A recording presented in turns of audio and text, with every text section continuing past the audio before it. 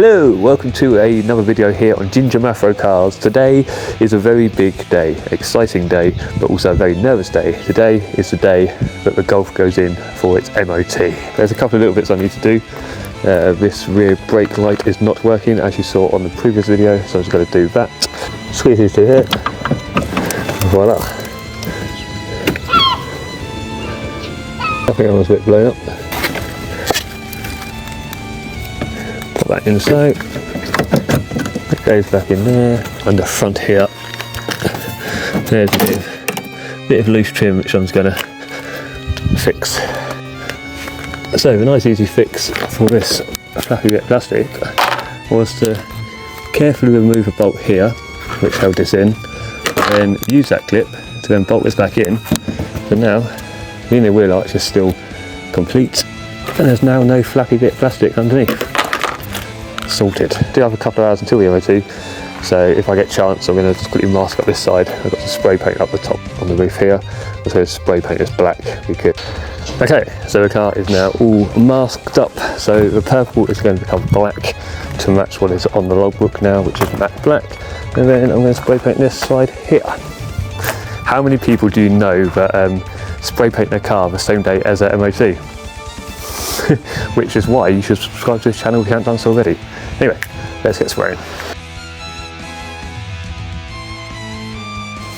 And that is the side done.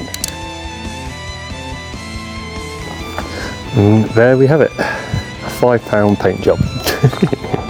Yeah, I think you agree. I mean, for a £5, it doesn't look, well, it does look bad, but I mean, that's the whole idea.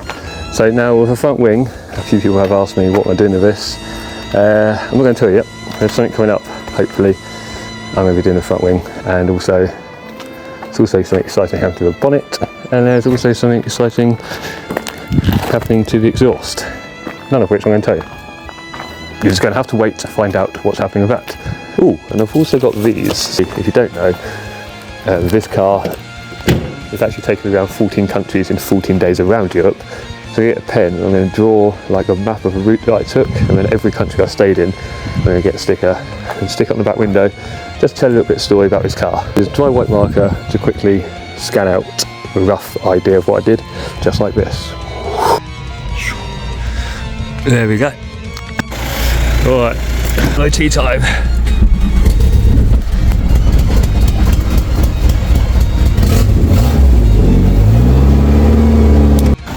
Going well.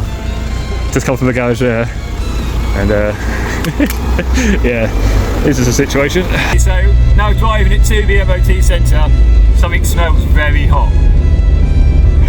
Now there's no obvious smoke coming from anywhere, but it really stinks. It's like making me feel a bit sick actually. My dad's house on the way, so I'm going to quickly stop there. I'm hoping it's just where I'll be working on it, his oil or something, I don't know. But yeah, it doesn't smell very good. Anyway, on the way to the MOT centre via my dad's to hopefully find out there's nothing wrong with it. So we're here now at my dad's house on the way to the MOT centre. Had a look under the bonnet. I mean, it does smell hot under there, but there's no obvious things. I'm thinking what it could be. It's just maybe the engine got built with new gaskets, maybe it's getting hot, or just oily hands while I've been working on it. Here it is, out in the wild for the first time in 5 years. Kind of tempting to keep. No, I'm not keeping it like that. No. Convince me. It's definitely been painted to make it look like horrible car like that.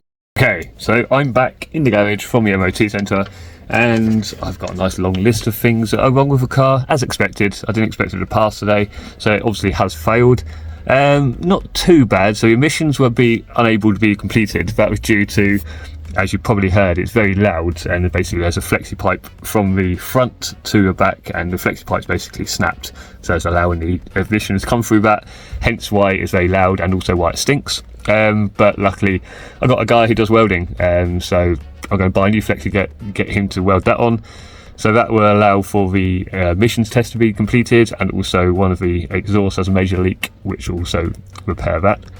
There's a small bit of rust underneath the seatbelt anchorage here on the driver's side. Again, a quick bit of welding from the same guy who's going to do a flexi for me. The two front strut braces are loose, but I think it's just going to be the mounting, the top mount. which are about £9 each. So I'm going to buy a couple of them and replace both of them on either side. And also the brake lines, which I've replaced on the back. The front one, or the front pipe that goes from the front to the back, is also corroded, but luckily I've still got all the brake fitting kit for that, so I'm going to get that done as well, and then get it rebooked in for the MOT retest at the same time as getting the welding done. So fingers crossed it will then be back on the road with an MOT. So yeah, thanks for watching this episode. I shall see you on the next one, where the chances are I'll probably be doing some of the work that needs doing and taking it in for a retest.